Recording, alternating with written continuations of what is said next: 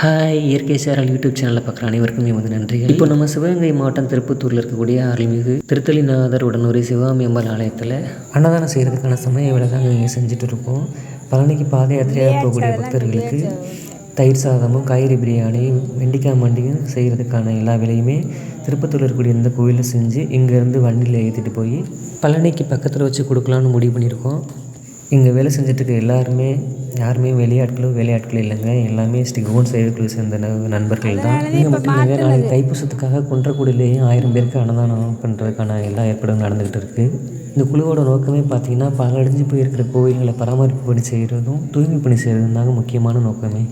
இது மட்டும் இல்லாமல் திருப்பதி, திருவண்ணாமலை இந்த கோவிலெலாம் உழவார பணியெல்லாம் செஞ்சுட்டு வர்றாங்க.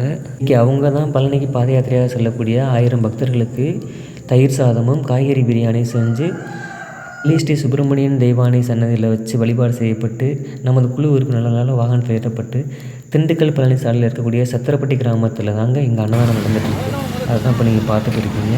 இந்த குழுவில் இணைஞ்சு நீங்களும் சேவை செய்யணும்.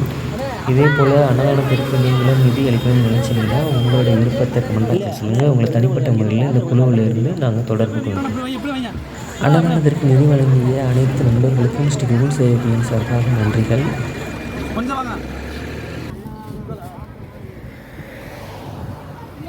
சரியான வெயிலுங்க. நல்ல வேளை எங்களுக்கு முன்னாடி யாரோ இந்த இடத்துல சாமியான பந்தல் போட்டு அன்னதானம் வழங்கியிருக்காங்க. நாங்கள் வரும்போது இடம் காலியாக இருந்துச்சு.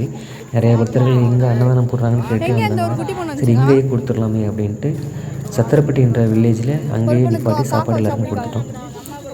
பயங்கர வெயிலையும் பொருட்படுத்தாமல் பக்தர்கள் எல்லாம் நடந்து வந்துட்டு இருக்காங்க. எல்லாருமே சாப்பாடை விட தண்ணி கேன் தாங்க அதிகமாக வாங்குறாங்க. அடுத்த முறை கூடுதலாக தண்ணி கேன் வாங்கணும்னு முடிவு பண்ணியிருக்கோம். ஏன்னா இந்த டைமே எங்களுக்கு தண்ணி கேன் பத்தாமல் போயிடுச்சு.